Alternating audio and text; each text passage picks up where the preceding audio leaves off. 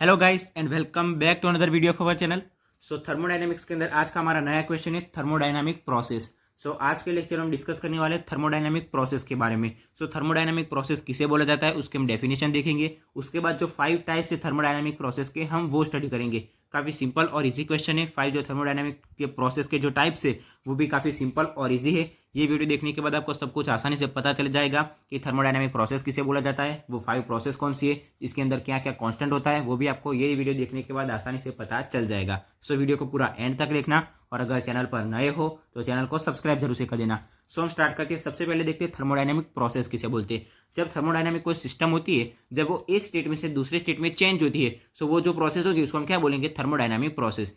फिर से मैं आपको समझाता हूँ। कोई थर्मोडायनामिक सिस्टम होती है, थर्मोडायनामिक सिस्टम यानी कि थर्मोडायनामिक प्रणाली जो होती है, जब वो एक स्टेट में से दूसरे स्टेट में चेंज होती है तब वो जो प्रोसेस होगी उसको हम क्या बोलेंगे, थर्मोडायनामिक प्रोसेस। ठीक है, यहाँ पर हमारे पास डेफिनेशन दी हुई है। When thermodynamic system changes from one state to another state the operation is called thermodynamic process. यहाँ पर हम ऑपरेशन की जगह क्या लिख सकते हैं, प्रोसेस भी लिख सकते हैं। The process is called thermodynamic process. ठीक है, क्या लिखा हुआ है, व्हेन थर्मोडायनामिक सिस्टम, जब thermodynamic system changes from one state to another state, जब थर्मोडायनामिक सिस्टम चेंज होती है from one state to another state, एक स्टेट में से दूसरे स्टेट में चेंज होती है, देन द प्रोसेस और ऑपरेशन इज कॉल्ड, उसको हम क्या बोलेंगे, थर्मोडायनामिक प्रोसेस। काफी सिंपल और इजी डेफिनेशन यहाँ पर हमारे पास दी हुई है। जब थर्मोडायनामिक सिस्टम जो होती है एक स्टेट में से दूसरे स्टेट में चेंज होती है, तो जो प्रोसेस होगी, जो ऑपरेशन होगा, उसको हम क्या बोलेंगे, thermodynamic process. When thermodynamic system changes from one state to another state the operation is called thermodynamic process. अभी हम देखते हैं 5 टाइप्स ऑफ थर्मोडायनामिक प्रोसेस, जिसके अंदर सबसे पहले नंबर पर जो प्रोसेस आती है वो है आइसोथर्मल प्रोसेस।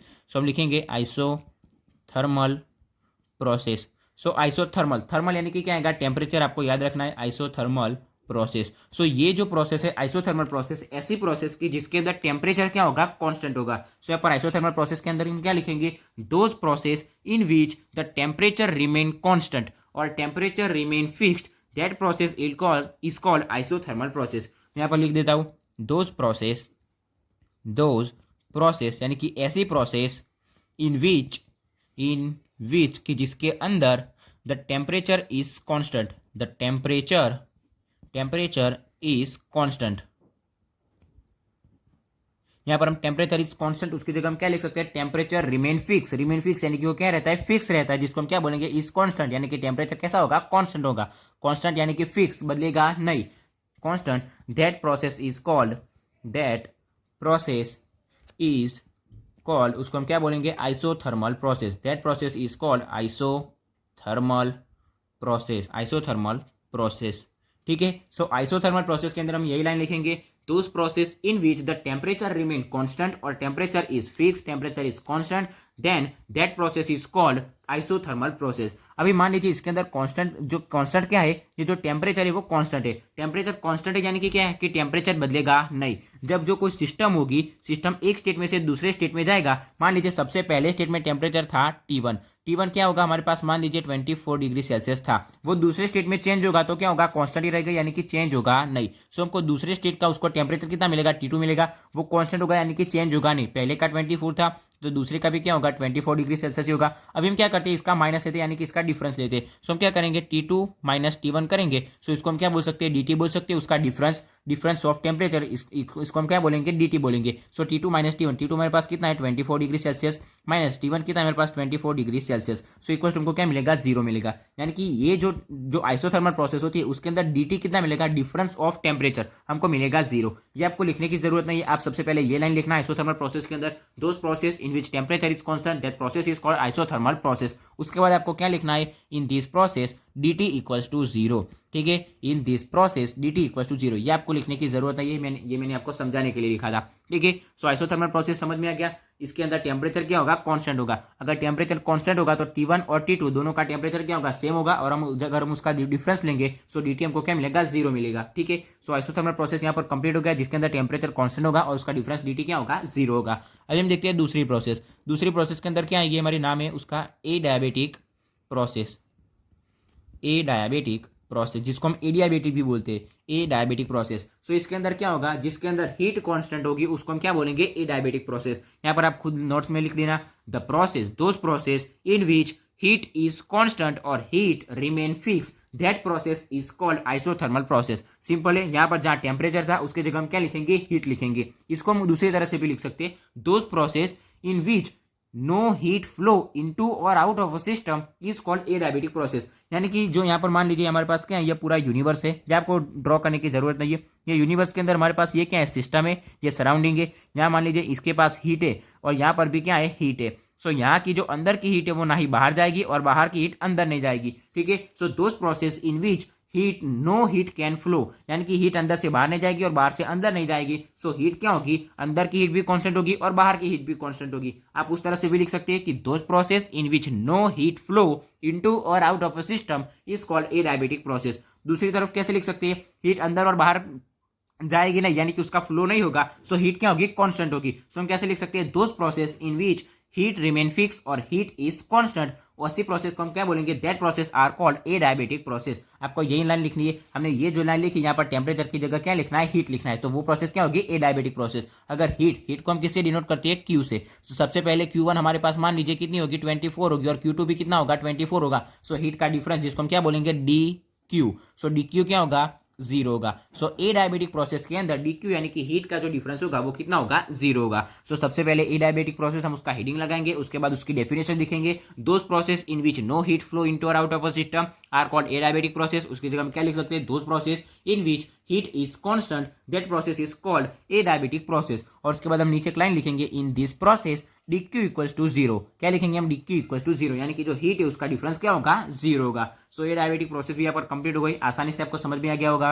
सो जो थर्ड टाइप है थर्मोडायनामिक प्रोसेस का, वो है आइसोबेरिक प्रोसेस। आइसोबेरिक के अंदर क्या होगा, प्रेशर जो होगा वो कांस्टेंट होगा, यानी कि हम क्या लिख सकते हैं, those process in which pressure is remain constant that process is called isobaric process. Simple है, सबके अंदर कुछ ना कुछ कांस्टेंट होगा और आपको वही लाइन लिखनी है। तो यहाँ पर प्रेशर कांस्टेंट होगा, तो हम क्या लिखेंगे, those process in which pressure is constant that process is called isothermal process. आपको सिर्फ यही लाइन याद रखनी है। ये वाली लाइन के अंदर आप क्या करना, टेम्परेचर की जगह हीट लिख देना, उसके बाद आप प्रेशर लिख देना, उसके बाद आगे जो आएगा वो भी हम बता देंगे आपको। सो those process in which pressure is constant that process is called, वो प्रोसेस को हम क्या बोलेंगे, आइसोबेरिक प्रोसेस, ठीक है। प्रेशर कांस्टेंट होगा यानी कि प्रेशर चेंज नहीं होगा। प्रेशर चेंज नहीं होगा तो जो प्रेशर का डिफरेंस होगा वो कितना होगा, प्रेशर को हम किससे डिनोट करते हैं, पी से। सो प्रेशर का डिफरेंस इसको हम क्या बोलेंगे, डीपी, वो कितना होगा, जीरो। सो आइसोबेरिक प्रोसेस के अंदर सबसे पहले हम क्या लिखेंगे, those process in which the temperature remain constant that process is called isothermal process. उसके बाद हम क्या लिखेंगे, in this process DP equals to D zero. DP यानी कि प्रेशर का जो डिफरेंस होता है वो क्या होगा, जीरो होगा। सो डीपी इक्वल्स टू जीरो। तो ये था आइसोबेरिक प्रोसेस। अभी नंबर 4 पे आता है आइसोकोरिक प्रोसेस। तो हम हेडिंग लिखते हैं, आइसोकोरिक प्रोसेस। सो ये जो प्रोसेस है इसके अंदर क्या कांस्टेंट होगा, सो वॉल्यूम कांस्टेंट होगा। सो those process in which volume is remain constant that process is called isochoric process. Simple line है, आपको आसानी से याद आ जाएगी। दोज प्रोसेस ऐसी प्रोसेस जिसके अंदर इन विच यानी कि जिसके अंदर the volume is remain constant, volume क्या होगा, कांस्टेंट रहेगा, that process is called isochoric process. वो प्रोसेस को हम क्या बोलेंगे, आइसोकोरिक प्रोसेस। तो वो लाइन आपको लिखनी है। वॉल्यूम को हम किससे डिनोट करते हैं, वी से। सो इसके अंदर डीवी यानी कि जो डिफरेंस होगा वॉल्यूम का वो क्या होगा, dV इक्वल्स टू जीरो, ठीक है। ये dV जीरो कैसे आएगा वो आपको समझ में आ गया होगा। अगर वॉल्यूम पहली सिस्टम का जो पहला जो स्टेट है उसका वॉल्यूम क्या है, हमारे पास 10 है, और दूसरे जो स्टेट है उसका वॉल्यूम भी क्या होगा, 10 होगा, यानी कि वॉल्यूम क्या होगा, कांस्टेंट होगा। पहले का जितना है उतना ही दूसरे का होगा। सो V1 और V2 दोनों सेम है, तो हम V2 माइनस V1 उसका डिफरेंस करेंगे। सो उसको हम कैसे डिनोट करेंगे, dV, यानी कि V2 minus V1 equals to हम क्या लिखेंगे, 10 माइनस 10। सो इक्वल्स हमको क्या मिलेगा, जीरो। सो dV हमको क्या मिला, जीरो। तो यहाँ पर हमने लिख दिया dV इक्वल टू जीरो। तो यहाँ पर आइसोकोरिक प्रोसेस के अंदर हम क्या लिखेंगे, those process in which the volume remain constant that process is called isothermal process. उसको हम क्या बोलेंगे, उसको हम क्या बोलेंगे, आइसोकोरिक प्रोसेस, जिसके अंदर वॉल्यूम कांस्टेंट होगा। और नीचे हम लाइन लिख लेंगे, in this process dV equals to zero, ठीक है। सिंपल थी आइसोकोरिक प्रोसेस। अभी नंबर 5 पे आता है साइक्लिक प्रोसेस। साइक्लिक प्रोसेस ये आपको समझना है, cyclic process. Cyclic process simple है, क्या होता है, कोई प्रोसेस होती है। साइक्लिक प्रोसेस यानी कि क्या, ऐसी प्रोसेस जिसके अंदर मान लीजिए ये यहाँ से शुरू हुई, ये प्रोसेस यहाँ से शुरू हुई और वापस बहुत सारे स्टेट में जाकर यहीं से खत्म होगी। ऐसी प्रोसेस जो जहाँ से इनिशियल स्टेट, इसको हम क्या बोलेंगे, इनिशियल स्टेट, यानी कि जहाँ से शुरू होगी वो और यहीं पर खत्म होगी। सो ये हमारा पॉइंट है, वो क्या होगा, इनिशियल स्टेट और फाइनल स्टेट दोनों होगा। सो ऐसी प्रोसेस जो यहाँ से स्टार्ट होगी, बहुत सारी प्रोसेस के अंदर जाएगी और वापस जहाँ से शुरू हुई थी वहीं पर वापस आके खत्म हो जाएगी। ऐसी प्रोसेस को हम क्या बोलेंगे, साइक्लिक प्रोसेस। सो हम क्या लिख सकते हैं, when a system in a given state, यानी कि सिस्टम क्या होगी, गिवन स्टेट को हम क्या बोलेंगे, initial state. So when a system in a given state and goes through number of process, goes through यानी कि नंबर ऑफ प्रोसेस के अंदर वो जाएगी different process, goes through number of different process, यानी कि यहाँ पर कोई प्रोसेस होगी, प्रोसेस बहुत सारी प्रोसेस होगी, डिफरेंट प्रोसेस के अंदर जाएगी and finally return to the initial state. So this overall process is called cyclic process. आप इसको अपनी लैंग्वेज में भी लिख सकते हैं। क्या लिखना है, ये जो प्रोसेस होगी वो यहाँ से स्टार्ट होगी, ये हमारा क्या है, इनिशियल स्टेट है। सो जो कोई भी सिस्टम होगी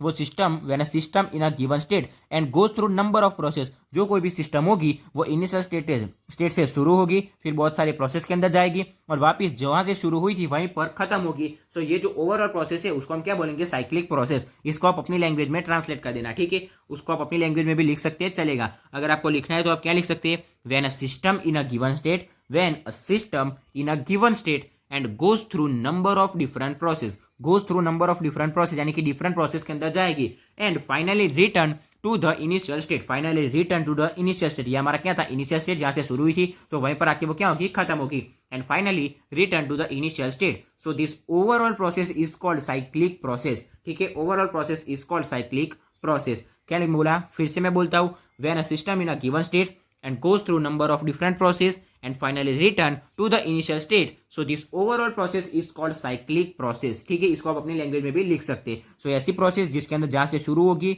बहुत सारी प्रोसेस के अंदर जाएगी और वापस जहां से शुरू हुई थी वहीं पर खत्म हो जाएगी, इसको हम क्या बोलेंगे, साइक्लिक प्रोसेस। साइक्लिक यानी कि क्या, जहां से शुरू होती है वहीं से खत्म होगी, उसको हम क्या बोलेंगे, साइक्लिक प्रोसेस। उसके बाद आता है साइक्लिक प्रोसेस के अंदर क्या क्या कॉन्स्टेंट होगा। सो साइक्लिक प्रोसेस के अंदर हम ये लाइन लिखेंगे, उसके बाद हम लिखेंगे in this process D E equals to zero. D E यानी कि क्या, डी की को हम क्या बोलेंगे, इंटरनल एनर्जी। सो जो इंटरनल एनर्जी है उसका डिफरेंस क्या होगा, डीई, जो क्या होगा, जीरो होगा। एंड दूसरे नंबर पर क्या आएगा, जो एंथैल्पी है डी एच, उसका डिफरेंस भी क्या होगा, जीरो होगा, ठीक है। सो इसके अंदर इंटरनल एनर्जी और एंथैल्पी ये दोनों क्या होंगे, कांस्टेंट होंगे। सो हम क्या लिख सकते हैं, internal energy and enthalpy both are constant in cyclic process. और हम लिख सकते हैं in cyclic process internal energy and enthalpy both are constant.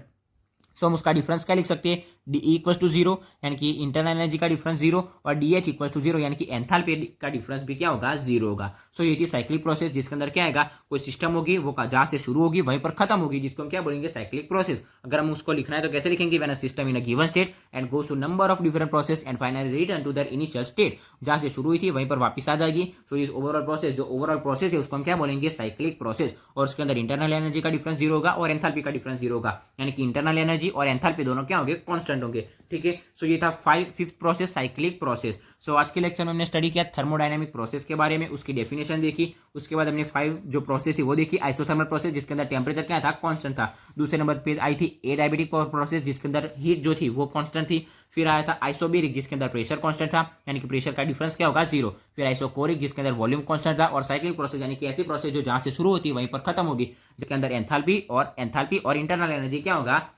Constant होगा। सो उसका डिफरेंस क्या होगा, डीई एंड डीएच होगा जीरो, ठीक है। सो आज का हमारा टॉपिक था थर्मोडायनामिक्स के अंदर थर्मोडायनामिक प्रोसेस, ठीक है। सो आज के लेक्चर में हम यहीं तक रखते हैं और नेक्स्ट लेक्चर में हम थर्मोडायनामिक का कोई और टॉपिक लेके आएंगे। आशा रखता हूँ कि आज के वीडियो में आपको सब कुछ आसानी से पता चल गया होगा। अगर वीडियो अच्छा लगा हो तो वीडियो को लाइक और शेयर जरूर से करना, और अगर चैनल पर नए हो तो चैनल को सब्सक्राइब जरूर से करना।